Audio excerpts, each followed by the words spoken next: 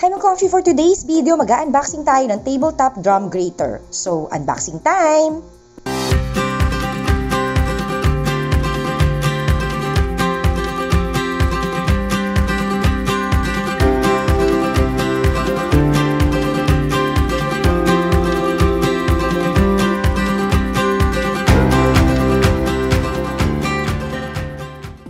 So, ito na, dumating na yung aking in-order na grater, pangmalakasan na grater para sa aking business. So, sa mga hindi pa nakakaalam, meron akong binibenta na Chinese kikiam, achara, and longganisa. So, malaking tulong para sa akin to.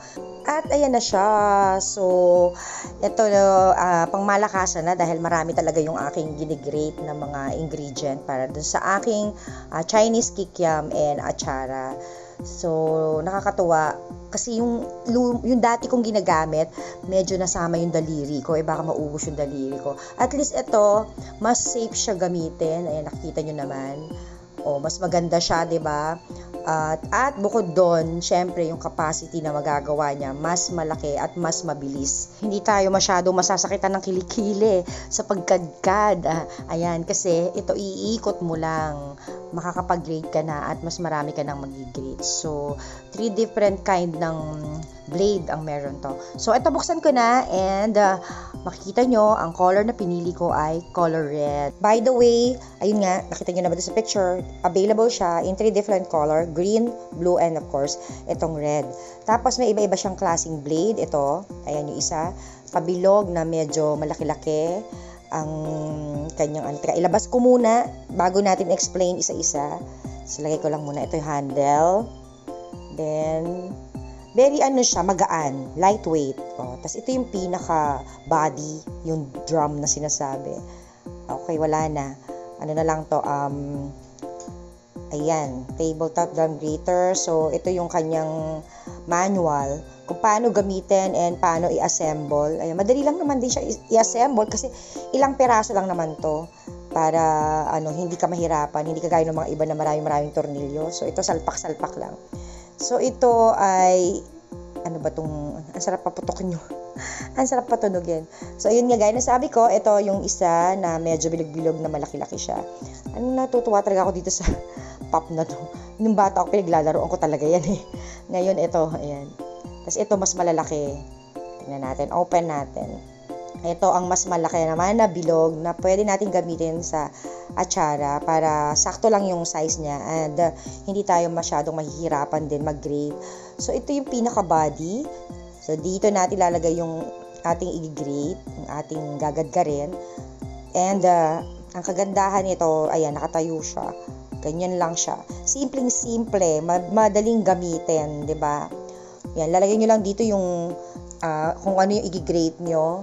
Tapos, ito yung pang-push para hindi nyo hahawakan yung mismong fruits or vegetable. Ipupush mo lang tong kulay red na yan pababa. And then, yung handle, may bilog, lalagay natin sa likod. Ayan siya. Ito yung isa. So, later, ayan. Ito yung handle na ikakabit natin dun sa likod para pag inikot mo yan, ayun, aandar siya. So, try muna natin tong isang to. Ito, medyo malalaki ang bilog niyan. Then later, papakita ko sa inyo pag may actual na tayong i-grate. So, ito, shoot lang. Shoot, yan, ilalagay lang natin yan dyan. And then, may lock naman siya. Pag na-lock nyo, tutunog naman siya. Ganyan lang siya. Ayan, tapos paiikutin. Tapos, ilalagay lang doon sa top, sa tuktok yung vegetable na ating hihiwa-hiwain. Ganyan lang siya kadali. O, diba, mas magaan kesa yung magkadkad tayo na ang isang klase ng kadkaran. Ayun, nadali kasi yung daliri ko.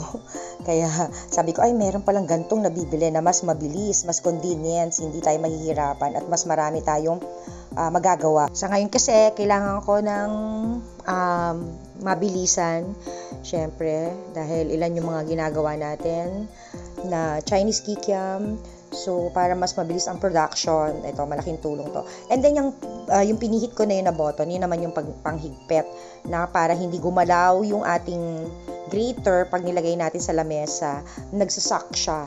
So, syempre, lalo na kung matitigas, diba, yung inaano natin, ginagayat natin, hindi siya mag-move. So, very easy lang din to install. Ayun, may instruction naman doon sa box. Ganyan lang, susundan nyo lang yan. Napakadali dahil wala naman mga tornilyo na kailangan ikabit. Ganyan siya. Tapos, ayun nga, 3 stainless steel blades. So, iba-ibang klase ng slices. Kung anong gusto nyong klase ng slices na gawin, andyan na rin siya. Yan. O, diba? Napaka-convenience at napaka-gaan. Tapos, madali rin siyang linisan. Yes, napakadaling linisan lang din. Iano mo lang din sa water. Ganyan. Ang ganda ng red, no? So, ito na, magsasample na tayo para makita nyo. So, ito yung isa-sample ko. Carrots and labanos. O, yung radish natin. So, unahin natin yung radish. Ayun yung blade. So, ang ginamit kong blade ay yung katamtamang laki lang. So, iikot mo lang siya ng ganyan. Medyo nahihiya pang umikot. O, diba? Ang ganda ng slices niya, o. Para ka talagang may machine. Ganyan, ang itsura niyan. Tapos, ilalagay nyo lang ng maigi, syempre, para hindi din, at saka ito, mas safe, hindi maano yung daliri nyo na baka mahiwa or magasgas, ganyan. Kasi yung aking isang ginagamit na manual din, mas nakakatakot gamitin. Ayan siya. Oh, mas magaganda yung kanyang slices. Oh. Ayan na, okay na, 'di ba? Pantay-pantay, tapos maganda tignan. So, try naman natin yung medyo malaki-laki. So, ito yung sumunod na medyo malaki-laki.